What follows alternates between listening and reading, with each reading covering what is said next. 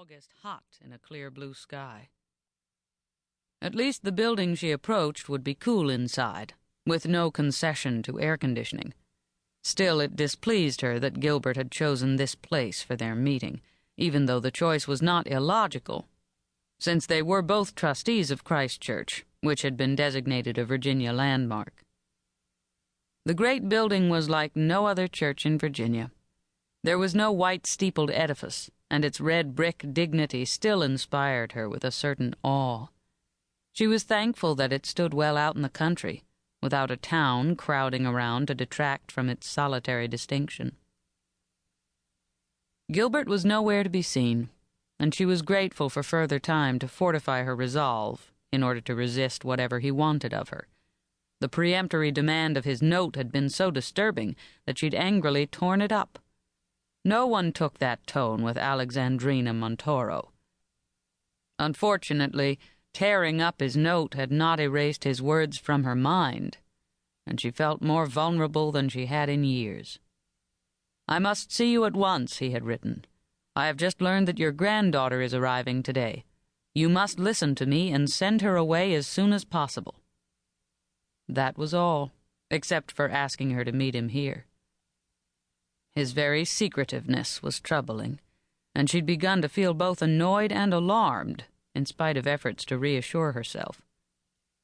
Her mirror had given her some comfort when she'd dressed for this meeting. She had been tall for a ballet dancer, and she had lost none of her height to age. Her back was still straight, and if there were imperfections of figure, they were hidden by the white Chinese jacket, one of several she had had made for her in Hong Kong, which sported a delicate spray of blue embroidery over one shoulder.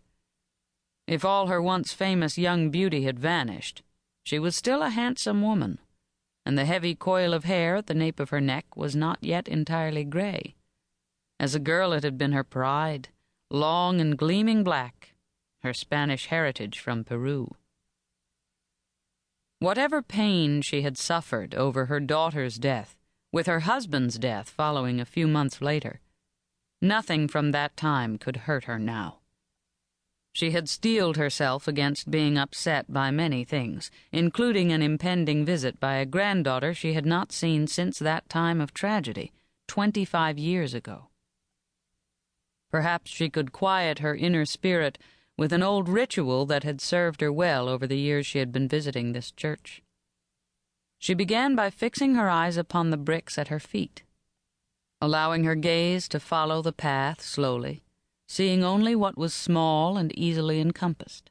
Then, lifting her eyes a little to reach the open gate set in low brick walls that stretched away on either hand, walls that had been built onto the original 300-year-old foundations. Beyond the gate, the walk led to 2 shallow steps up to the door. All this was earthbound and immediate, small realities she took for granted but which helped to still her inner turmoil. She moved toward the gate, allowing her eyes to lift to the simple, gracefully framed doorway, then upward to the arch above. Still higher, her gaze reached a white-spoked ox-eye window where the peaked roof began. Now was the moment. She tilted her head back and let the full, dramatic impact reduce her to a tiny human speck that hardly mattered. This perspective was good for her much too human soul. She could shed vanity and pride and put aside the protective shield that shut out all emotions that might hurt her. Massive red brick glowed in the sun. The church, built in a shortened cruciform shape that looked almost square, possessed a marvelous balance that pleased the eye and raised the spirit.